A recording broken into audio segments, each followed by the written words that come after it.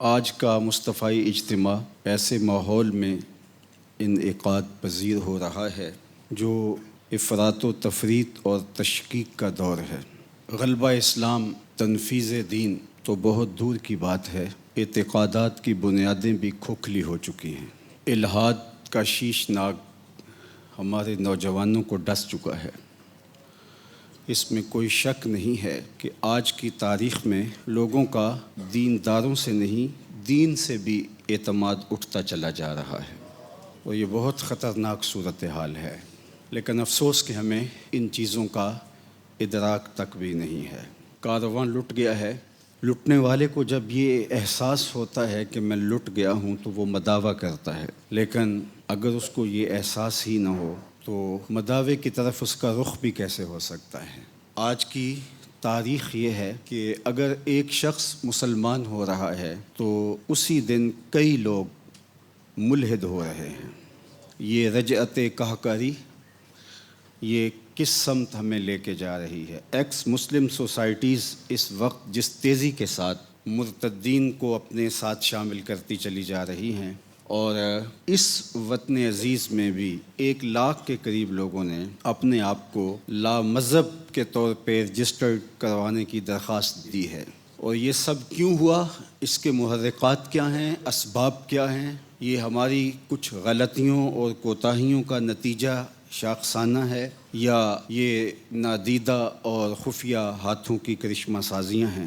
عالی مرتبت سامعین، ہمیں آج کی کانفرنس میں یہ ضرور سوچنا ہوگا اور اپنا محاسبہ کرنا ہوگا۔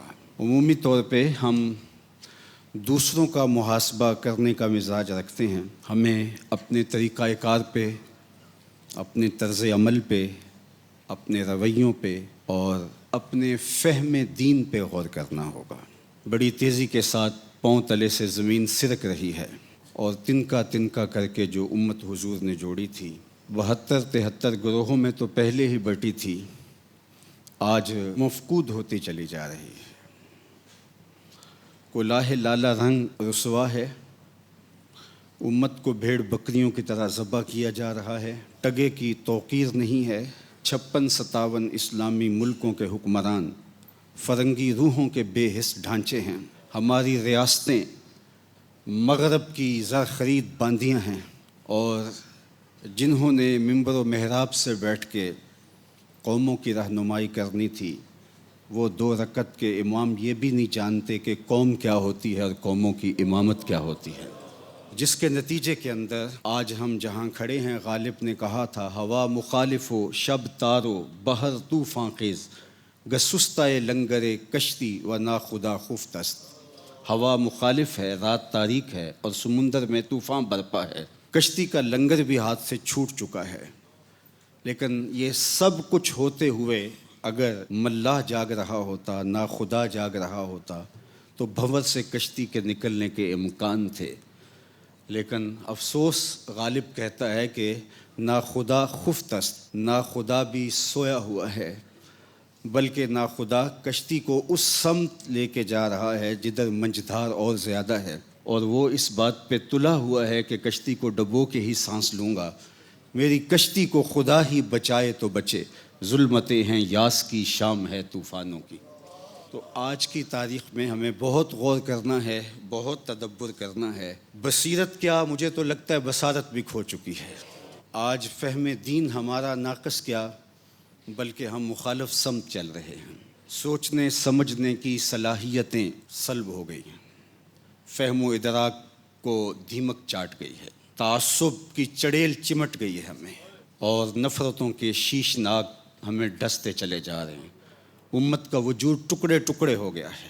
ہم نے تو یہ سنا تھا کہ باہر سے دشمن حملہ آور ہو تو گھر کے لوگ متحد ہو جاتے ہیں۔ دشمن تو ہماری بوٹیاں بھی نوچیں، ہمارے بچے بھی ذبح کیے۔ دشمنوں کی توپوں نے ہمارے نوجوان اور بوڑھے اور خواتین، ان کو توپوں کے دھانوں پہ رکھ کے ہواؤں میں بھی اڑایا، لیکن اس کے باوجود نہ ہم جاگے، نہ ہم جاگنے کے لیے تیار ہیں، اس لیے کہ کوئی سویا ہو تو جاگے، مردے تو نہیں جاگا کرتے۔ اقبال نے کہا تھا کہ یہ امت حامل قرآن نہیں ہے، اور یہ امت امت ہی نہیں ہے۔ تو مردہ قومیں کب بیدار ہوتی ہیں؟ بیدار تو سوئے ہوئے ہوتے ہیں۔ تو آئیے آج کی تاریخ میں ہمیں اپنی راہ عمل تلاش کرنی ہوگی، اپنا راستہ دیکھنا ہوگا۔ وہ راستہ کوئی نیا نہیں ہے جو ہم نے تراشنا ہے، وہ تراشا گیا راستہ ہے جس پہ چلنا ہے ہم نے۔ نبیوں نے جن راہوں پہ اپنی زندگیاں گزاریں، امام الانبیاء صلی اللہ علیہ وآلہ وسلم نے جس راستے کو اختیار کیا، ہم نے اسی راستے کو اپنی منزل کے لیے اختیار کرنا ہے۔